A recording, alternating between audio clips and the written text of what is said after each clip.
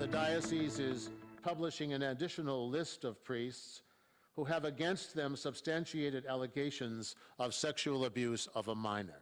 We know some of our priests, especially in decades-old cases, are guilty. The Diocese of Buffalo deserves to regain stability. Amid a church in crisis, Buffalo Bishop Richard Malone is still not stepping down. Good evening, everyone. Instead, he released a new list of clergy members accused of sexually abusing minors. The bishop just wrapped up his news conference a few minutes ago where he faced some tough questions about the ongoing scandal. We have team coverage tonight with more reaction from the bishop and other church members. But first, we want to take a quick look back at how the scandal unfolded. It wasn't until March of this year that the Diocese of Buffalo announced a list of 42 accused priests. Now, since then, the bishop has stood firm in his decision to lead the diocese, despite calls for him to resign. In the last 2 months, the diocese has been subpoenaed by the state, and whistleblower Siobhan O'Connor has come forward. Just days ago, the diocese responded to O'Connor with a release of personal emails. Well, today, the bishop continued the conversation, answering questions from the media. News 4's Jen Schatz was there. She begins our team coverage now live from Cheektowaga with the bishop's message. Jen? Don, Bishop Malone left the Monsignor Hennessy Hall here at the Infant of Prague Parish in Cheektowaga about a half hour ago. This was following that meeting with all priests and transitional deacons that was closed to the public. But of course, we did hear from him around 2:30, and he just left that meeting. I want to hold up the biggest piece of new information we got out of that meeting, which Don and Jackie, you just mentioned. This is an updated list. The names on this list we have not heard from publicly before from the diocese. Included in this new list of accused priests are 20 diocesan priests and 16 order priests. Now, that is significant because in the past we have not had order priests on that list of accused priests that the diocese put out back in March. Now, Jackie, you mentioned from the beginning this was all kicked off by a South Buffalo man, Michael Whalen, who in late February came out and told the world that he was abused by Father Norbert Orsolitz as a boy. That's what started what many would call a tidal wave in the Buffalo Catholic Diocese. And we did learn today that the case against Father Norbert Orsolitz, who again is accused of sexually abusing Michael Whalen as a boy, that case is being sent to Rome. It is being sent to the Vatican. Finding the truth can be difficult in these cases. This, too, unfortunately, takes time and cooperation. With all of our cases that we are dealing with now, many of them are old cases, and so the bishop wrote to Rome asking the Congregation of the Doctrine of the Faith if they would still accept our old cases that we have in our files to be presented to them. They said yes.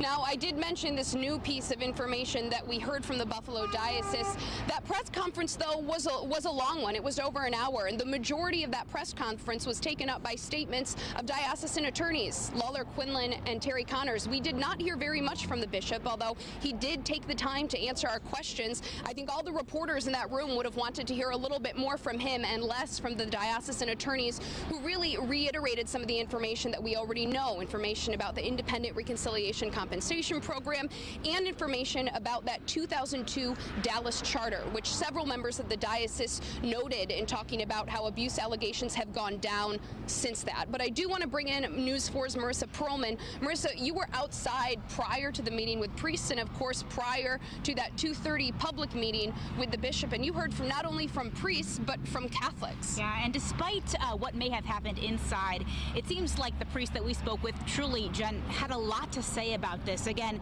it was a very special meeting, a one-on-one with Bishop Richard Malone, and it was an open conversation. Many of us telling us that this meeting was truly somber in nature and a lot of tense moments to share with you. He listened.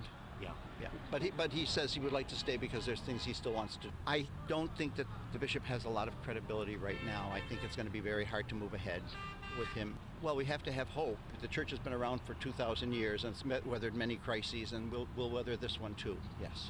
The number of priests were definitely, the majority was very in favor of Bishop Malone. Now, one thing that I was surprised to learn from these priests, most of the questions from clergy members talked about false accusations, as now any clergy member with just one accusation is immediately put on administrative leave. Many of those priests say they're concerned about that process and had a lot of questions for Bishop Malone moving forward. One thing all of these priests agree with is that Bishop Malone has a tough road ahead and a tough road to regain trust in the Catholic Church.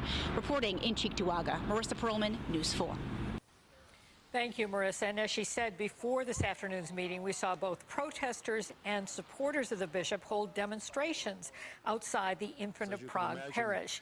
Protesters called for Bishop Malone to step down, while other demonstrators kneeled and held signs showing their support. We want our priests to know that we are praying very hard for them. We know this is not a very easy position for them to be in. This is not a job for them. This is their vocation. And we want to let them know that they have their parishioners behind them, praying for them and supporting them. I think that the church should kind of stand up for what it really is supposed to mean. And I would like to not have to think poorly about the religion that was a very big impact in my life. The bishop said today the investigation takes time and cooperation. He said the diocese has hired more staff to help in the investigation. Again, he reiterated that despite calls for him to step down, he will not resign. And we'll have much more coverage on the sex scandal abusing right here in the Buffalo Diocese of Buffalo. That's coming up on News 4 at 5:30. You can also watch all of our coverage by going to our website, wivb.com, and by downloading the free News 4 app.